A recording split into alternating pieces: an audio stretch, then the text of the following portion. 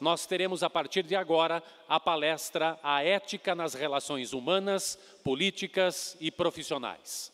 Convidamos para compor o palco nosso palestrante, o senhor ministro Aires Brito, e para coordenar esta atividade convidamos o engenheiro José Tadeu da Silva, presidente do CONFEA. De imediato, nós passamos a palavra ao presidente do CONFEA, engenheiro José Tadeu da Silva, para a condução das atividades. Bom dia a todos os semanistas aqui presentes. É uma satisfação, uma honra coordenar esse painel que trata do pilar ética. E eu sempre costumo dizer, em toda a oportunidade que falo com os colegas da área tecnológica, que nós temos 3 instrumentos poderosos de valorização da nossa profissão, da valorização profissional, ministro. O primeiro instrumento, que é a nossa missão no Conselho, que é a fiscalização do exercício profissional, de forma a não permitir que nenhuma atividade da engenharia, da agronomia, seja executado por quem não tenha conhecimento, né? Como prescreve a nossa própria Constituição, no artigo 5º, no inciso 13, que coloca que é livre qualquer trabalho, ofício ou profissão, atendido às qualificações profissionais que a lei estabelecer. Então, esse é o primeiro instrumento. O segundo é o aprimoramento, o aperfeiçoamento técnico-cultural permanente dos nossos profissionais, em face da rapidez com que as coisas acontecem na área tecnológica, as inovações, enfim, a tecnologia, que a cada minuto no mundo nós temos uma nova tecnologia sendo desenvolvida, e aquele profissional que não se aprimora, que não se aperfeiçoa, em pouco tempo ele se torna obsoleto. Há uma obsolência da profissão na área tecnológica muito rápida, questão de 2, 3 anos, ele já se torna obsoleto. E o terceiro instrumento poderosíssimo da nossa valorização profissional é que o ministro do Supremo Tribunal Federal, Dr. Carlos Aires Brito, vai falar para nós hoje aqui, que é o pilar, que é um instrumento chamado ética profissional. A ética que tem que pautar as nossas condutas no nosso exercício profissional, seja na área pública, quando atuamos como profissional, ou na privada, e até mesmo nas nossas relações humanas, na questão moral e em todo o nosso exercício profissional. É sobre esse tema importante que o ministro vem aqui para nos brindar com essa palestra sobre a ética, sobre as relações humanas e a ética na política. Doutor Carlos Aires Brito, é até dispensável falar de quem é o ministro Aires Brito, mas vou fazer por dever até de ofício, ministro. O senhor é uma pessoa pública, conhecida em todo o Brasil, mas eu faço por dever de ofício a leitura do vosso currículo. Doutor Aires Brito é bacharel em Direito em 1966, bom, ano da nossa Lei 5194, ministro, pela Universidade Federal de Sergipe, instituição da qual se tornaria professor, é mestre e doutor pela Pontifícia Universidade Católica de São Paulo. Na sua trajetória profissional, ocupou em Sergipe os cargos de consultor-geral do Estado, no governo José Hollenberg Leite, de 1975 a 1979. Procurador-geral da Justiça, entre 1983 e 1984. E procurador do Tribunal de Contas do Estado. Em 2003, foi nomeado pelo presidente da República, Luiz Inácio Lula da Silva, para o cargo de ministro do Supremo Tribunal Federal. Presidiu o Tribunal Superior Eleitoral, foi eleito presidente do Supremo Tribunal Federal, é autor de diversas obras jurídicas e também de poesia. Nosso ministro também é poeta. Conferencista requisitado, é membro da Academia Brasileira de Letras Jurídicas e da Academia Sergipana de Letras. Esse é um breve currículo do nosso ministro. E com muita honra, com muito orgulho, ministro, eu passo a palavra para que o senhor possa discorrer sobre esse instrumento tão importante de valorização de um cidadão e de valorização das nossas profissões, que é a ética. O senhor fica à vontade, o senhor tem aí 1 hora para discorrer e falar para os nossos congressistas, os nossos profissionais, sobre esse tema tão importante para nós e para a sociedade brasileira. Obrigado, presidente. Eu cumprimento com muito carinho, muito respeito, todas as pessoas presentes,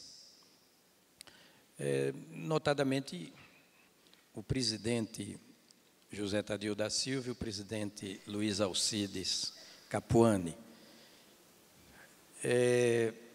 Com sinceridade, é prazeroso estar aqui e é honroso também, sob todos os ângulos, do ponto de vista pessoal, profissional, acadêmico, cívico. É muito bom falar para o sistema, os membros do sistema Confea. Eu sempre fico na dúvida se é Confea ou é Confea, mas acho que é uma opção entre o certo e o certo, não é? Depende da região do país, a pronúncia. Confea, CREA, Mútua, acho que podemos incluir também no sistema, congregando neste encontro mais de 3.500 pessoas. Não é? E também, com sinceridade, parabenizo os organizadores do Congresso pela escolha da ética, né, como um dos temas centrais, né, como um dos itens, destacados itens do temário deste encontro de profissionais da engenharia, da agronomia, da geologia, da geografia, etc. Eu morei em Aracaju muitos anos, quase a vida toda. Morei numa cidade do interior chamada Propriá, à margem do São Francisco, nasci lá. Estou vendo aqui um colega que foi de lá também. Morei em Japaratuba, outro município do interior de Sergipe, morei em Gararu. Meu pai era juiz de direito e tinha esse compromisso de morar nas comarcas titularizadas por ele. E conheço bem a vida interiorana. Depois, com 27 anos de idade, me mudei para Aracaju e fiquei até o ano de 2003, 30 e tantos anos ininterruptos em Aracaju. Uma breve interrupção, melhor dizendo, porque eu morei em São Paulo quando fiz minhas pós-graduações. E aprendi alguma coisa, né, que me anima a falar na linha do que certa feita disse Camões: há um saber que é feito exclusivamente de experiência, não é? É um saber de experiência feito. Não se aprende na escola, não se aprende na igreja, não é? Não se aprende nos partidos políticos, nem nos livros. É a própria vida, enquanto mestra, que nos vai transmitindo lições preciosas, e às vezes a gente tem a impressão de que compensa repassá-las para um público tão ativo e qualificado quanto este, aqui presente. Nós estamos vivendo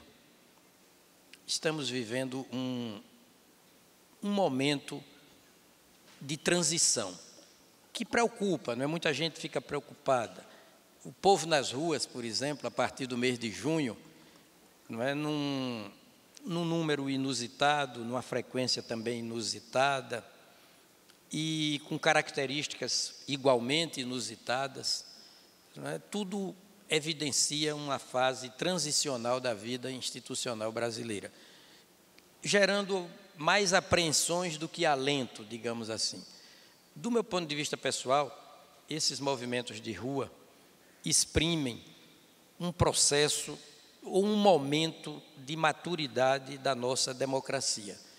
Estamos vivenciando a democracia há pelo menos 25 anos, agora no dia 5 de outubro, quando a nossa Constituição da República Federativa do Brasil faz o seu primeiro quarto de século de promulgada, 25 anos de promulgação, da data da promulgação da Constituição, que em boa hora, não é, o líder histórico definitivo, Ulisses Guimarães, alcunhou, não é, de Constituição Cidadã. E a democracia leva a situações, a quadras, a fases em que a cidadania se torna mais ativa, mais ativada.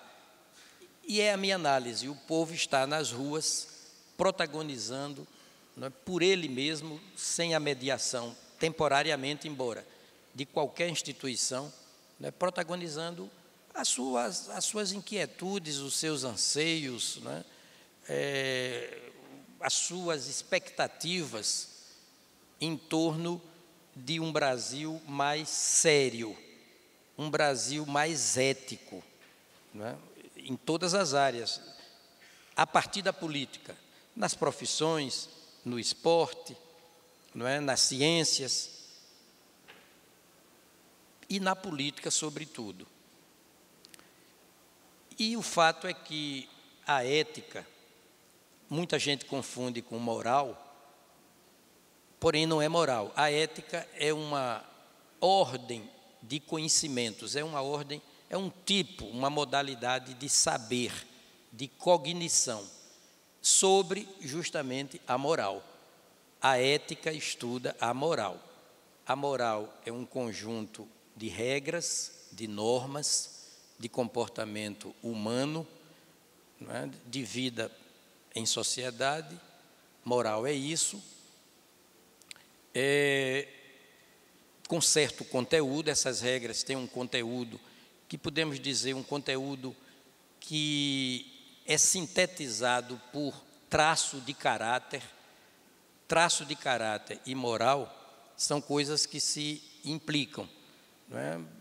Os conteúdos da moral dizem com um traço reto de caráter, reto e não sinuoso, com um traço transparente de caráter, transparente e não opaco, não é? Com um traço, uma nota firme, de firmeza de caráter, e não um caráter gelatinoso, não é? Bruxuleante, não é? De sorte que a ética, a moral está para o caráter, assim como a ética está para a moral. E a moral é um conjunto de normas, de regras, de determinações para o comportamento humano em sociedade, visando a duas coisas.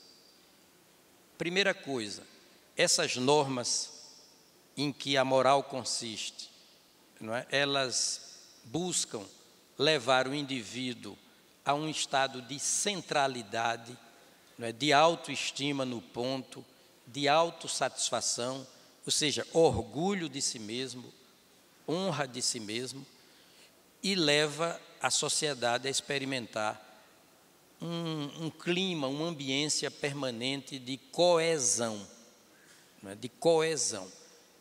A moral estabiliza a sociedade, dá equilíbrio à sociedade. A sociedade se sente bem em se saber lastreada, cimentada, não é?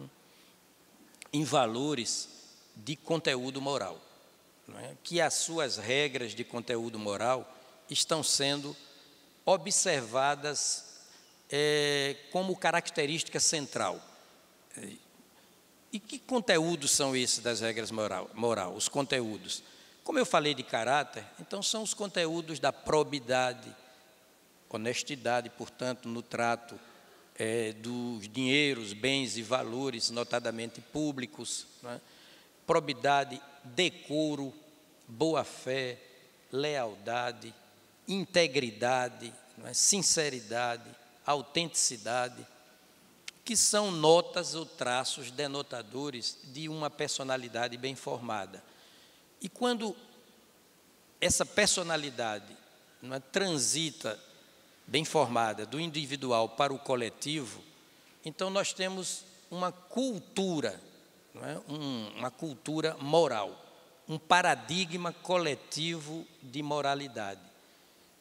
O que pode parecer pieguice, não é? O discurso retórico, na verdade, é uma exigência de toda a sociedade que se preza, não é? De toda a sociedade que busca uma grandeza civilizatória, uma elevação espiritual, não é? E uma base sólida de inspiração para as suas condutas mais cotidianas, mais generalizadas. Eu comecei dizendo que morava em Aracaju durante muitos anos, bela cidade, não é? Nordestina.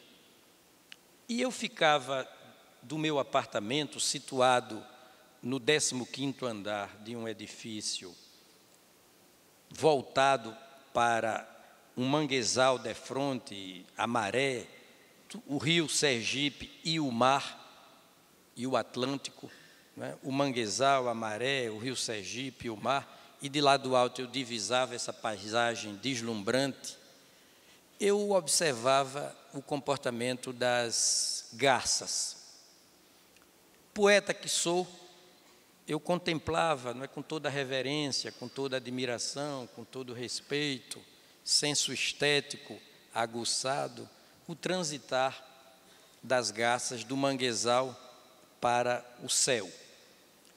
Notadamente, às 18 horas, em torno disso, eu via quando as garças voltavam da praia à direita do meu edifício para o manguezal defronte do meu prédio, que era o ninhal delas, né? Quem morou em Aracaju foi também Henrique Ludovice, querido amigo que está aqui presente, e foi um grande administrador municipal e que foi também um grande presidente do CONFEA, a quem eu saúdo respeitosamente, com todo carinho. Então, o manguezal era o ninho, o ninhal das garças. E eu observava que elas voltavam 18 horas em ponto. Muitas vezes eu olhei no relógio. Brincando, eu dizia comigo mesmo, é mais fácil o céu faltar a esse encontro das 18 horas sobre o manguezal do que as próprias garças. Mas na hora do pouso, o que mais me chamava a atenção era a coreografia descrita por elas. Elas faziam uma verdadeira dança, passos de dança, tudo simétrico, não é, tudo estético, coordenado, muito bonito, e pousavam com o maior cuidado desse mundo no manguezal, naquele brejo, naquele chão enlameado, para não manchar uma nesga que fosse de lama as suas alvacentas plumas, as suas plumas brancas. Todas elas faziam isso. Um cuidado incomum para não deixar enlamear as suas brancas penas. E eu dizia para mim mesmo que esse modo limpo de ser, esse modo asséptico de ser das garças, é a melhor definição do indivíduo ético, do indivíduo moral. O indivíduo moral é aquele que transita pela sociedade em ambientes muitas vezes pantanosos, não é? As garças têm especial predileção pelos brejos, pelos pântanos, pelos mangues, não é? Mas elas não se deixam contaminar. É como se o seu cuidado coreográfico, não é, precedente do pouso, fosse muito mais do que uma asepsia do ponto de vista higiênico, do que do ponto de vista ético, a nos transmitir a nós, os humanos, talvez a mais preciosa lição de vida. Não se deixar jamais contaminar por um ambiente moralmente adverso. E de manhã cedo eu também, muitas vezes, testemunhava a repetição de um fenômeno. Elas também tinham cuidados especiais na hora de levantar o voo, como que primeiro levitavam para depois alçar propriamente o voo, ainda uma vez com esse cuidado de não deixar que uma nesga que fosse de lama viesse a manchar as suas penas alvas, brancas. E quando passavam por mim, bem rente ao meu edifício, eu percebia a serenidade no olhar, no porte, no voo das garças. Elas estavam satisfeitas consigo mesmo, não é? Com sua autoestima no ponto. como acontece com todo profissional, com todo ser humano de caráter, não é, que tem um padrão de moralidade imaculado. Essa parábola das garças me serviu muito nos meus 10 anos de Brasília. Eu dizia sempre para mim mesmo, olha, é natural, é inevitável que se transite por espaços sociais, institucionais, de toda sorte, de todo tipo. Não é? Mas a minha honra, não é? O meu traço de caráter não pode sofrer influência negativa, influência nefasta, influência prejudicial a esse norte que eu imprimi à minha própria existência, de servir a sociedade, não é, com gosto e com honradez. Numa democracia como a nossa, os valores éticos são mais e mais prestigiados, numa linha até de prestígio que corresponde a uma tendência da sociedade planetarizada dos nossos dias. Se tivéssemos, presidente Tadeu, de eleger 3 grandes temas verdadeiramente universais ou planetários, eu não teria dúvida de indicar 3. Primeiro é o tema da democracia. Segundo é o tema do meio ambiente ecologicamente equilibrado. E o terceiro tema planetário é o da ética, notadamente ética na política.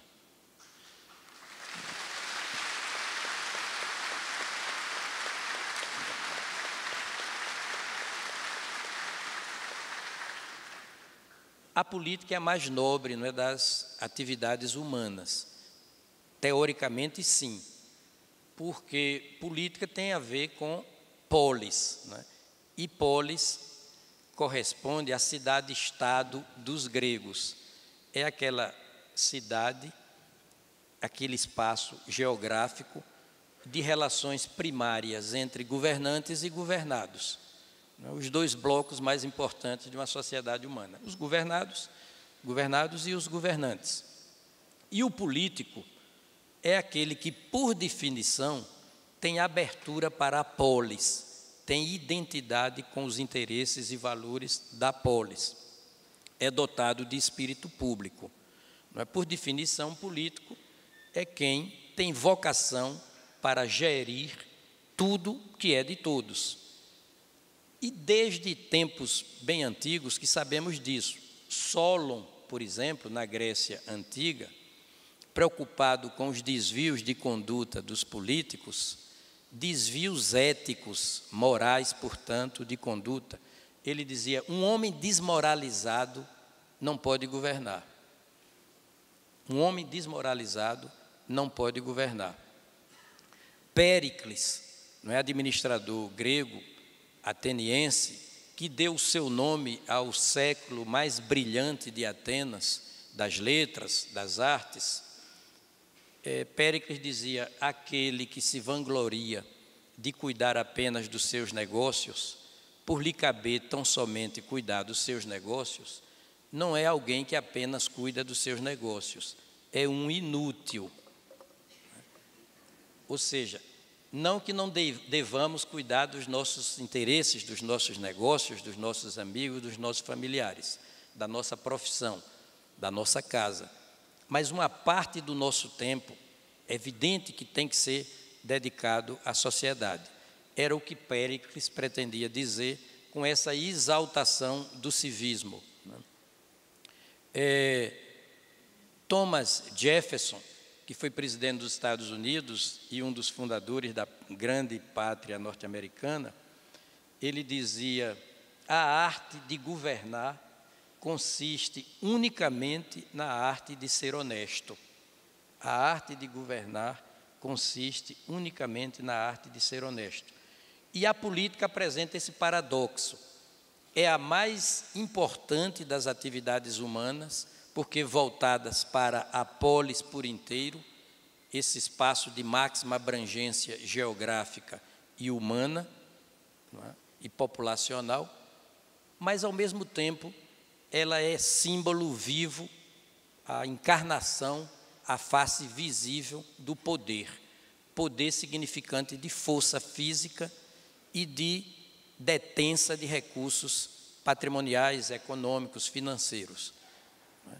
Bens, dinheiros e valores públicos, como diz a Constituição. E o poder, ele é sedutor, ele transforma lagos em pântanos, ele sobe a cabeça.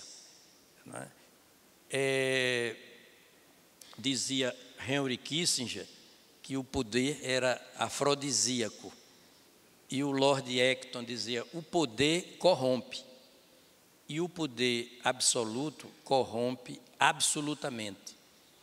Montesquieu dizia: quem detém o poder tende a abusar dele, e só esbarra quando encontra limites externos à vontade dele.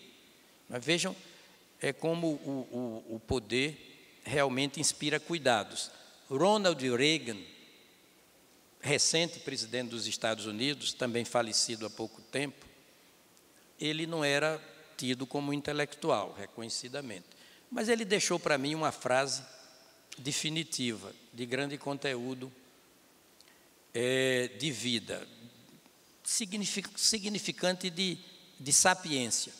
Ele disse o seguinte: a política é a segunda das profissões, mas se parece muito com a primeira, entendeu? Para que tenhamos uma ideia desse paradoxo de ser a política a atividade mais importante, objetivamente considerada, e ao mesmo tempo a mais perigosa, não é? Os espanhóis têm um ditado muito interessante sobre os cuidados que devemos ter com o exercício dos cargos públicos e, por consequência, com a política. Eles dizem assim: quieres conocer Juanito, dá-lhe um carguito. Né? Então, e Einstein, por exemplo, também chamava atenção para os perigos do poder político, dizendo que duas coisas transformam mais que outras, fundamentalmente, o ser humano.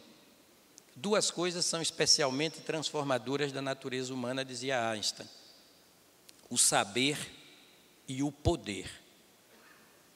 Então, quando vocês me convidam para falar sobre ética, estudo da moral, não é?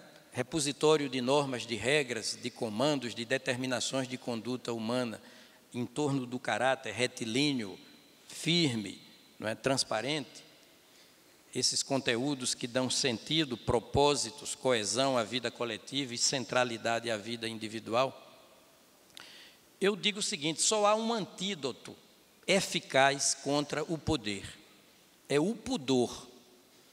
É preciso conciliar poder e pudor o tempo todo. E quem ocupa o poder tem que ter, necessariamente, tem que se dotar do pudor de não exercer o cargo, nem arbitrariamente, nem desonestamente.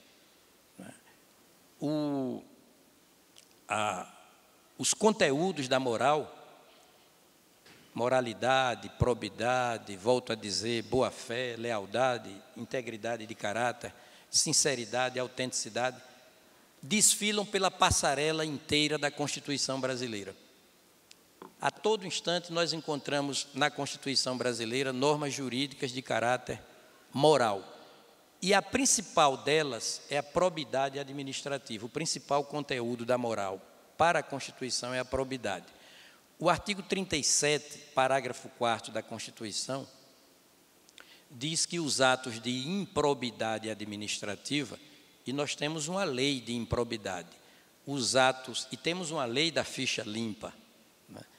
Os atos de improbidade administrativa importarão suspensão dos direitos políticos, perda da função pública, indisponibilidade dos bens e ressarcimento ao erário, sem prejuízo das ações penais cabíveis.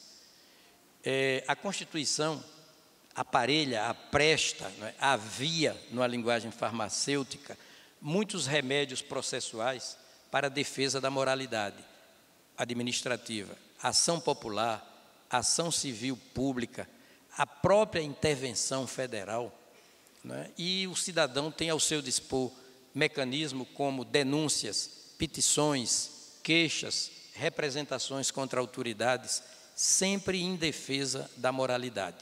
Certa feita, não é do meu tempo, ou pelo menos do tempo em que eu me entendia como uma pessoa dotada de consciência, de reflexão e de percepção das coisas.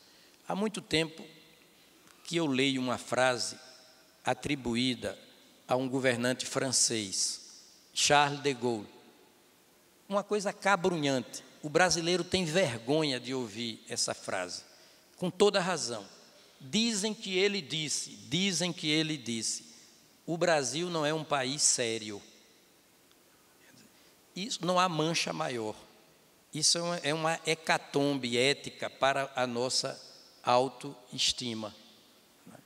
Como nós gostamos bem de nos postar perante o Concerto das Nações como um país que prima pela respeitabilidade, pelo apreço de si mesmo no plano do caráter, não é? De sorte que, presidente, o que pode parecer pieguice, o moralismo, entre aspas, não é? ou postura mental ultrapassada, na verdade, é da mais enxuta contemporaneidade, não é? Da mais depurada atualidade falar sobre ética. Ética nas profissões. Um colega não puxar jamais o tapete do outro, me permitam a coloquialidade da metáfora. Não é? Um colega não competir predatoriamente jamais. Um colega não precisar, para a sua estrela brilhar, apagar a estrela do outro. Não é? Um colega disputar encarniçadamente espaços, não é, de ocupação profissional. Ainda sobre a política, eu me lembro que Bernard Shaw disse o seguinte, voltando ao paradoxo da política, disse: política é uma luta encarniçada para ver quem fica mais tempo no topo de uma montanha de lixo. Não é?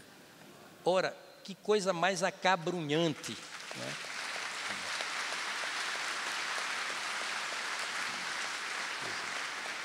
Que coisa mais acabrunhante é perceber, é se situar nesse torvelinho, nesse olho do furacão que é a política enquanto atividade mais importante para uma coletividade e, ao mesmo tempo, a mais próxima, parente consanguínea. E o nepotismo aí nos vem à mente, não é? Parente consanguínea da imoralidade. É verdade que Bernard Shaw também deixou uma frase alentadora para todos nós. Ele disse o seguinte: vocês sonham com coisas que existem e se perguntam por quê. Eu não. Eu sonho com coisas que não existem e me pergunto por que não. Daí a lei de improbidade administrativa, daí a lei da ficha limpa. Eu estava votando como presidente do Tribunal Superior Eleitoral em 2008, um processo de registro de candidatura de uma pessoa conhecida nacionalmente. E eu neguei o registro da candidatura dessa pessoa. E disse o seguinte: como é que eu posso registrar a candidatura de uma pessoa que desfila pela passarela quase inteira da lei de improbidade administrativa e do Código Penal? Havia 10 imputações contra esse candidato. Como eu posso deferir o registro dessa pretensão de representação do povo se candidatura vem de candura, vem de pureza, vem de limpeza ética? E se candidato significa cândido, puro, limpo, imaculado. O povo tem o direito de votar em representantes, em votar em candidatos, sem um passado processual, sem um passivo processual desabonador, não é, do ponto de vista ético. Se há um dever de moralidade, há um direito de se governar por um modo moral. A discussão dos temas morais nos leva a importantíssimas distinções, diferenciações. Por exemplo, pela lei, pelo uso da lei, o administrador público, ele impõe respeito. A lei é símbolo da força. Mas pela moral, o administrador se impõe ao respeito. Uma coisa é impor respeito, outra coisa é se impor ao respeito. Uma coisa é tomar posse no cargo, outra coisa é tomar posse do cargo. Não é? Como se o cargo fosse um prolongamento do feudo, da sala de estar, de jantar, da copa, da cozinha e do quintal do administrador. Nós aprendemos, não é, que ética na política, aprendemos com Dom Pedro Casaldáliga, ou Casaldáliga, né, pronunciando em espanhol, que foi durante muito tempo bispo de São Félix do Araguaia. Ele dizia: ética na política é vergonha na cara e amor no coração. Ou seja,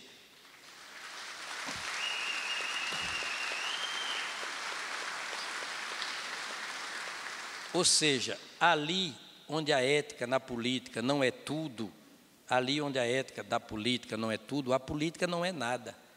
O conceito tem que ser radical, não se pode tirar por menos. Isso é o que explica o povo nas ruas a partir do mês de junho. Né? O povo dizendo que está saturado, que tudo que ele quer é respeitabilidade a partir das autoridades. Por exemplo, o presidente Tadeu é uma autoridade no âmbito do sistema Confia, CREA, mútua. Né? Exerce o poder central, sem nenhuma dúvida, é dotado de autoridade. Mas a autoridade dele nada tem a ver com a pessoa física ou o nome patronímico dele, com o indivíduo, com a pessoa natural José Tadeu da Silva. Todo o prestígio dele, toda a autoridade dele é derivada, vem do cargo para o qual ele foi eleito e que exerce cotidianamente.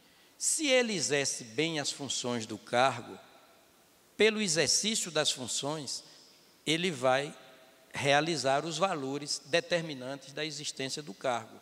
E aí sim se faz digno de toda reverência e até de toda gratidão. É como um ministro do Supremo Tribunal Federal.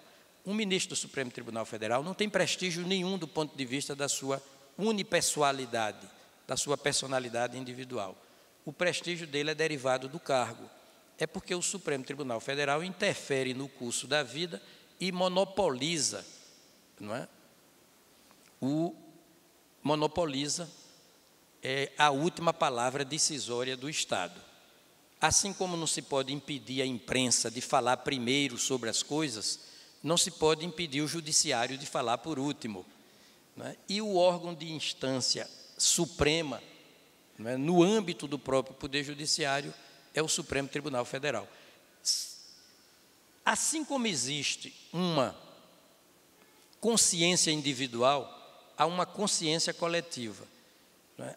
A moralidade só se torna cultura, hábito coletivo, paradigma, não é, de todo um povo, quando ela se traduz em práticas cotidianas ditadas por um imperativo de consciência. A consciência é um farol, não é? A consciência é um foco de luz intenso sobre as condutas, os comportamentos da gente. E assim como há uma consciência individual, há uma consciência coletiva.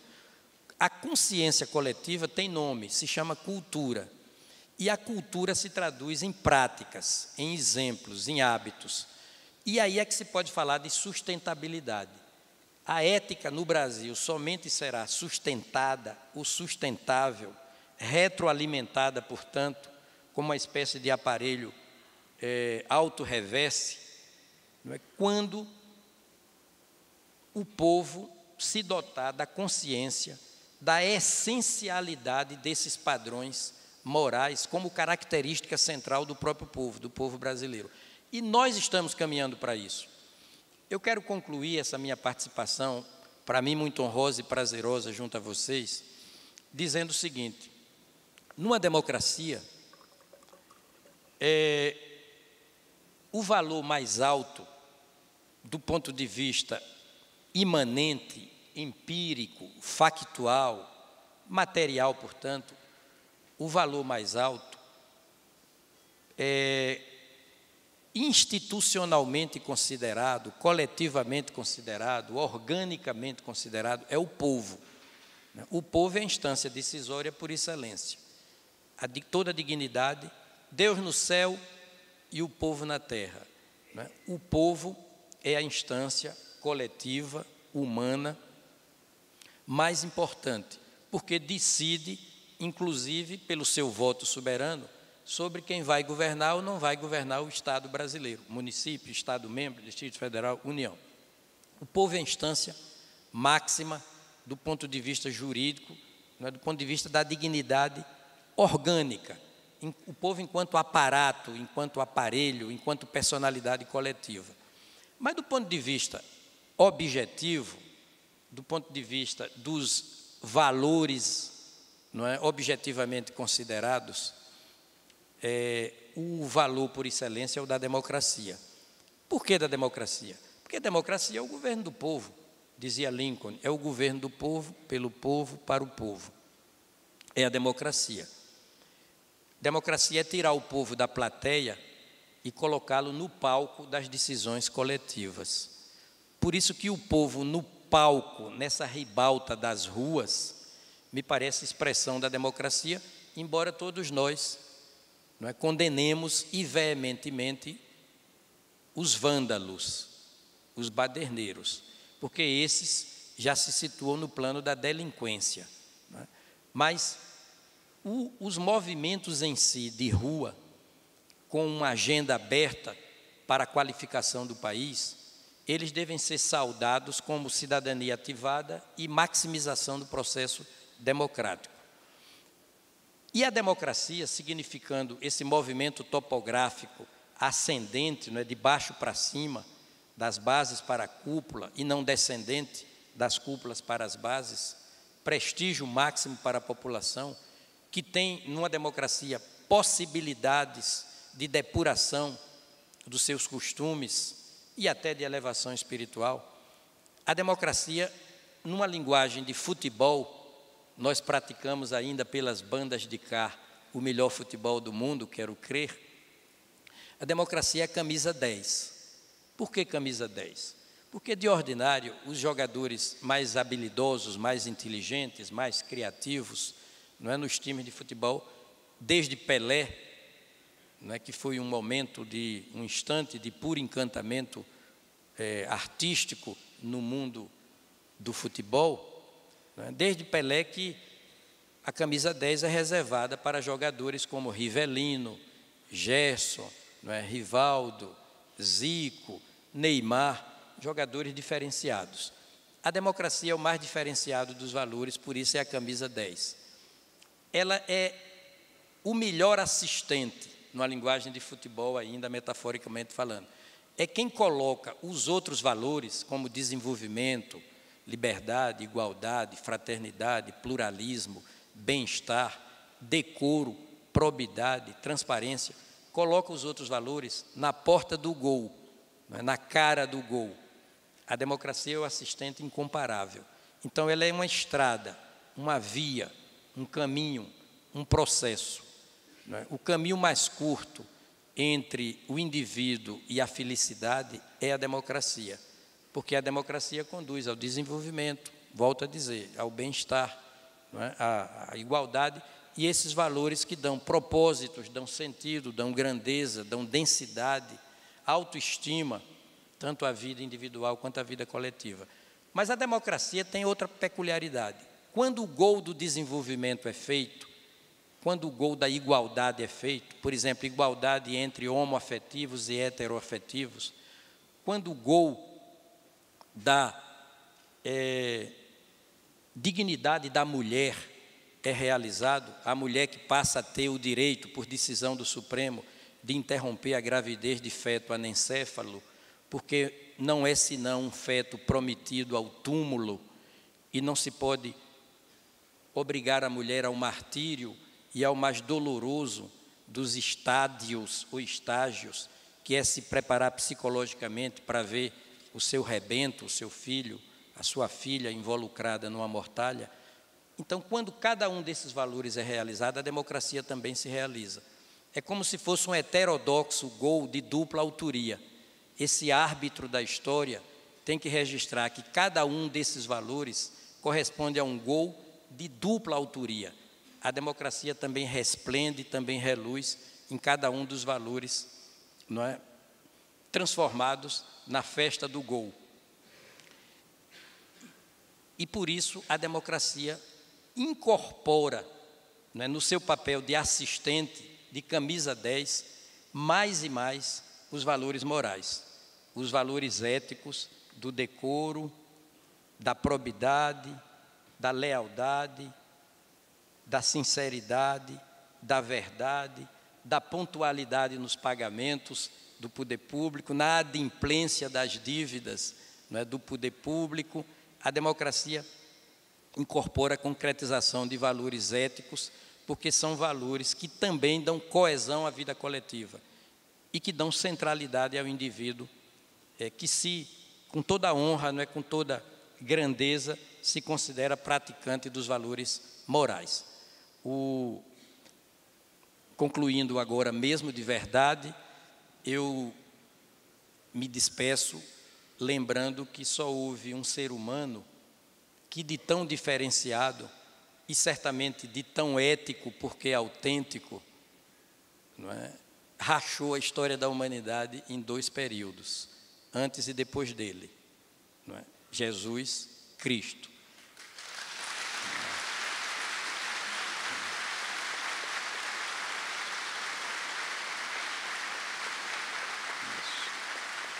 Que bom, né, ver Jesus Cristo aplaudido. Aliás, dizem que o nome Cristo tem uma origem. Jesus era Jesus de Nazaré, Jesus de Maria, Jesus de José, não é, como todos nós temos um nome patronímico. Mas ele soube conciliar tão bem o seu lado profano e o seu lado divino, não é, e vivia tão presentemente o seu lado mais divino do que profano, que passou a ser chamado de Jesus o Cristo, porque em hebraico Cristo é sinônimo de divino. Então, Jesus o divino, Jesus o Cristo, uma homenagem de os discípulos homenageá-lo. Com o tempo, o divino, o crístico, não é, emergia tanto em Jesus, que passou a ser nome dele, Jesus Cristo, coisas indissociáveis. E ele, Jesus, para mim, era detentor ou foi detentor da maior de todas as virtudes. Se os senhores me perguntarem sobre meu ponto de vista pessoal, né, quanto a mais excelsa, a mais alta, a mais luminosa das virtudes humanas, eu responderia sem pestanejar, sem hesitação mental. Eu diria, a maior de todas as qualidades do ser humano é a autenticidade, é o ser humano ser verdadeiro, é ser a encarnação do seu discurso, é fazer o que prega, é não abrir uma frincha que seja, uma brecha entre a sua pregação e a sua prática, exatamente como fez Jesus Cristo.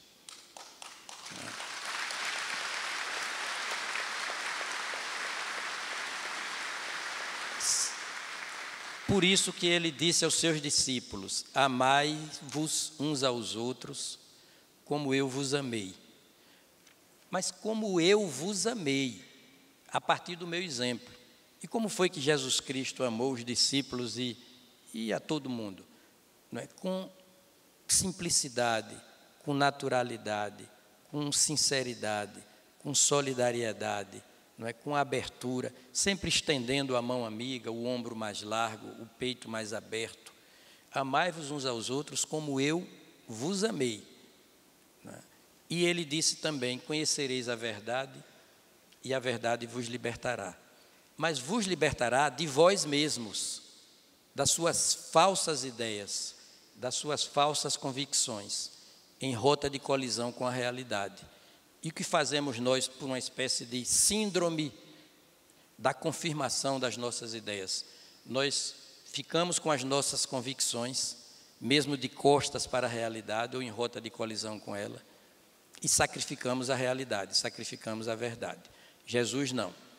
E como Jesus monumentalizou o amor, que é o maior de todos os sentimentos, o olhar amoroso sobre as coisas, sobre a vida, sobre os dispositivos jurídicos, transforma água em vinho, qualifica tudo. Ele se despediu da vida debaixo desse teor de autenticidade, de encurtamento total da distância entre o discurso e a prática. Ele tinha que morrer por um modo, se despedir da vida por um modo amoroso, já que o amor para ele era tudo. E realmente, ali pregado na cruz, coberto de humilhações, não é, serviciado, não é, sob derramamento de sangue, de lágrimas, de suor, humilhado a mais não poder, ele se despediu dizendo: Pai, perdoai-os, porque não sabem o que fazem.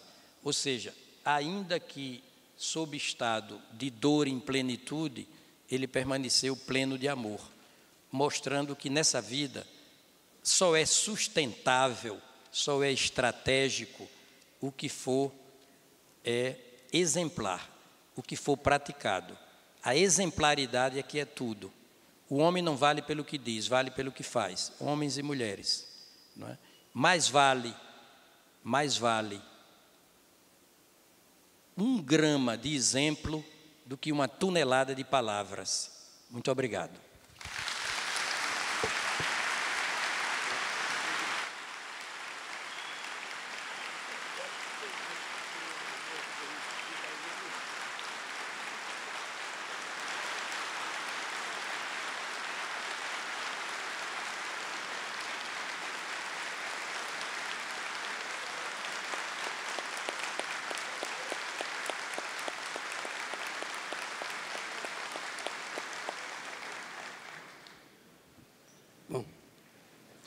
Temos aqui um pacote de perguntas para o ministro, que é óbvio que, em função do tempo, acredito que nós não conseguiremos ter respostas a todas aqui, a cores e ao vivo. Mas eu tenho certeza que o ministro se compromete a ver as perguntas que não foram possível responder aqui em face do horário, que ele depois encaminhe para os CONF ou para o próprio questionador diretamente por e-mail, que alguns colocaram até o e-mail aqui.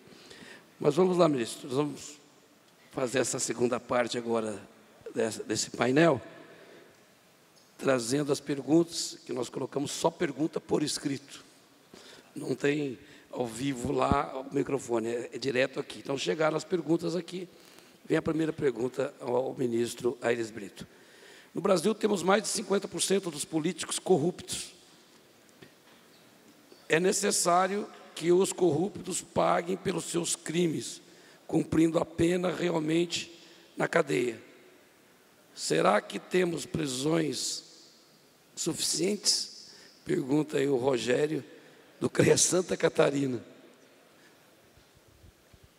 Bem, nós estamos num processo de depuração dos nossos costumes, não é? A partir dos tribunais superiores, e notadamente do Supremo Tribunal Federal, decisões têm sido tomadas até de alento cívico, né? Passando para a sociedade essa ideia central de que ninguém está acima da lei, né? De que a lei é para todos. E como o povo, né, cada vez mais se interessa pelas decisões do Poder Judiciário, e o povo acompanha o dia a dia do Judiciário, né? Como você disse, como o senhor disse, presidente, ao vivo e em cores, não é?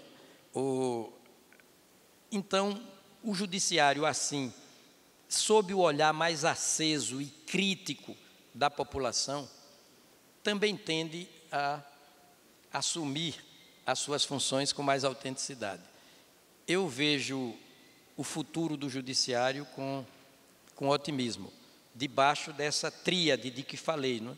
No mundo todo, hoje, estamos vivendo 3 eras. A era das constituições, Paulo Bonavides diz assim, antes os códigos, agora a Constituição.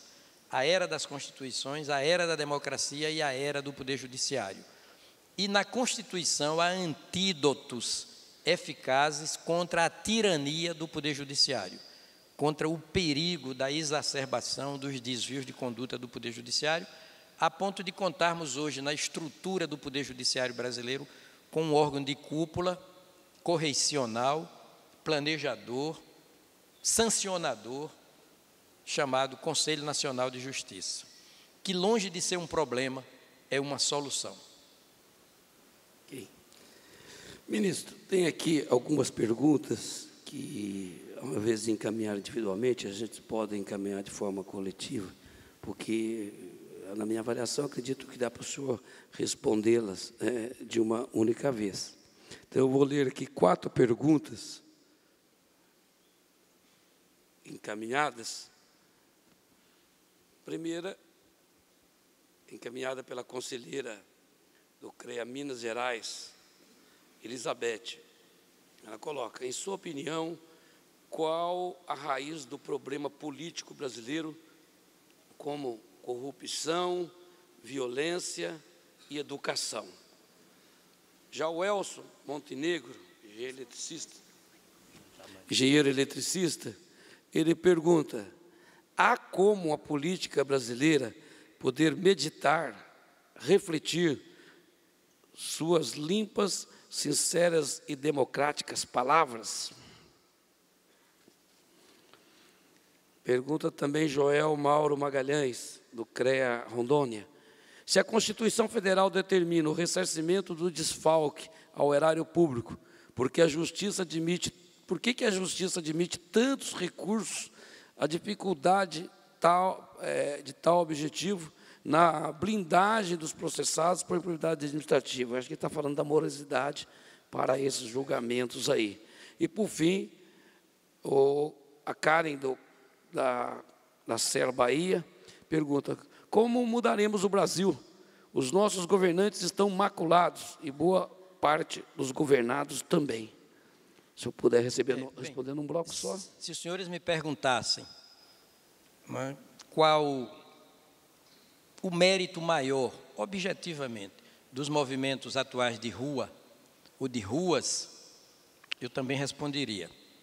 O link, o vínculo, o enlace que a população está fazendo entre corrupção e falta de recursos para o financiamento das necessidades de base do país, com educação, com saúde, estradas, casas.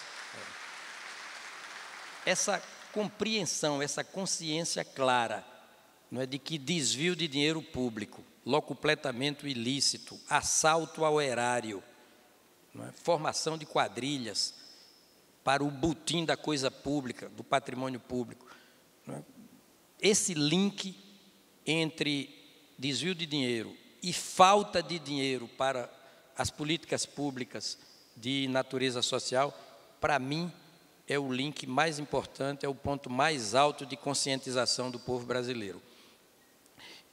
E quem começa combatendo a corrupção, termina também por combater o desperdício, pelo menos num segundo e imediato momento. Porque dizem, e para os engenheiros eu acho que essa informação é muito importante, embora acredito que a maior parte já saiba disso, dizem que em torno de 35% das despesas brasileiras, 35% comparece o desperdício. Há uma média de 35% de desperdício de recursos públicos e que vão para o ralo, né, da história, não por efeito de corrupção, mas por efeito de abuso com o que é de todos. Eu me lembro de um ditado antigo de motoristas de carro público, não é? Eles acabavam os carros públicos em pouco tempo, em um ano e meio, o carro já não servia para nada. E quando eles eram advertidos, respondiam: ah, o carro é da viúva. Quer dizer, dois preconceitos, né, contra a mulher que enviúva, não é, e contra o patrimônio público. Nós temos culpa também, viu, coletivamente. A população não é só vítima dos males de que padece, não. Algumas vezes a população é cúmplice dos males de que padece.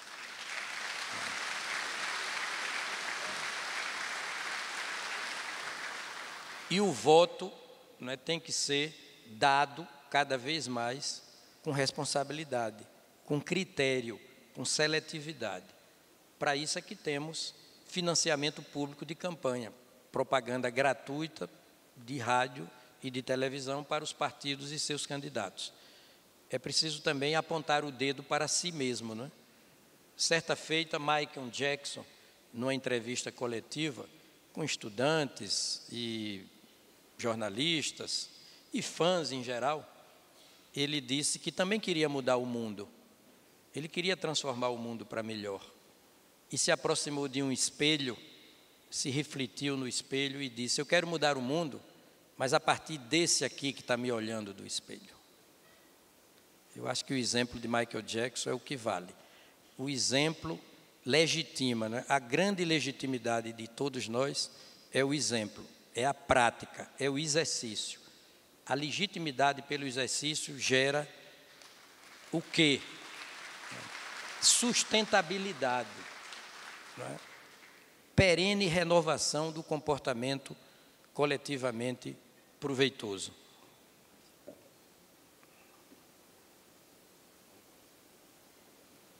Ministro, veio aí mais uma batelada de perguntas.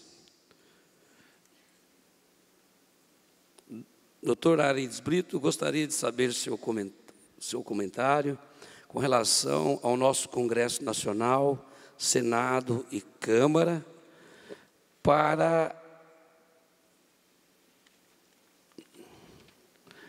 meu... Está difícil aqui. Para mim, existem 3 tipos de políticos: corrupto, conivente e omisso. Existe outro político? Por favor, nos argumenta para podermos entender. Lauro, conselheiro do Rio Grande do Sul. Senhor ministro, por que o Zé Dirceu e outros não estão cumprindo o que foi determinado pelo Supremo? Robson Rocha pergunta. João Galbiotti pergunta: como se ter ética dos políticos se a forma de escolha não permite a escolha correta? Doutor Aires Brito, como não vislumbramos prática da ética nas esferas dos poderes, normalmente não seria a hora de uma reforma política? O que fazer para melhorar esse estado de poder? Esse estado de poder? É o Dagoberto que pergunta. E o Celso, do CRES Santa Catarina, pergunta: senhor ministro, citar de Gaulle, o Brasil não é um país sério, não exacerba o nosso complexo de vira-lata? E vem a outra pergunta aqui, da Leila, da Mútua Espírito Santo. Senhor ministro, não tenho dúvidas de que quanto mais evoluída uma nação, mais coletiva se torna, no sentido exato da palavra. Minha pergunta: o senhor acredita que nosso Congresso algum dia evoluirá, ou seja, se tornará um celeiro da coletividade, onde os valores morais serão prolongamentos e não instantâneos? São essas o conjunto de perguntas. Eu vou começar pelo complexo de vira-lata. Isso foi uma frase de Nelson Rodrigues, que deixou tantas frases interessantes, não é? Falava muito do óbvio ululante, não é? Querendo dizer, numa linha do que falara Oliver Holmes, que às vezes é mais importante insistir no óbvio, não é, do que pesquisar o obscuro. E eu gosto muito de trabalhar com o óbvio, com as primeiras lições. Não é? Por exemplo, a vida ensina que o mais perto é mais importante do que o mais longe, de que o corpóreo é mais importante do que o incorpóreo, de que o concreto é mais importante do que o abstrato, de que o perto é mais, volto a dizer, é mais importante do que o longe, do que o simples é mais importante do que o complexo. Claro que a gente pode sair do simples para o complexo, do perto para o longe, não é? do natural para o sobrenatural, mas há de começar pelo que está mais próximo, mais simples, mais fácil, pelo óbvio. Eu gosto demais de trabalhar com o óbvio. E quando ele disse isso, ele estava certo. O brasileiro tem motivos também de que se orgulhar. Talvez até... Eu sou um otimista, viu? Mais de uma vez já disse aqui, eu vejo com otimismo o futuro do nosso país, porque a democracia que estamos a vivenciar por 25 anos, ininterruptos, é o mais depurado dos regimes políticos. Né? Dizia, em tom de brincadeira, mas uma brincadeira séria, um gracejo sério, Winston Churchill, o seguinte: a democracia é o pior de todos os regimes políticos, salvo todos os outros. Né? É o pior dos regimes políticos, salvo todos os outros. Democracia é como concurso público e como licitação. Tem muitos defeitos, mas ninguém ainda concebeu e praticou algo melhor. A gente depura a democracia, depura o concurso público, depura a licitação, mas eles, enquanto uma ideia força, são insuperáveis. Charles de Gaulle dizem que disse isso, que o Brasil não era um país sério. Eu trouxe à baila essa lembrança para mostrar a importância, a gravidade dos valores éticos. Como isso nos acabrunha, se é que ele realmente falou que o Brasil não era um país sério. Agora, eu tenho o nosso país, sobretudo por essa estrada luminosa da democracia, como um país de grande futuro em todos os campos, não só no campo da biodiversidade, da nossa criatividade, da nossa cordialidade, da nossa sensibilidade. O povo brasileiro é um povo sensível.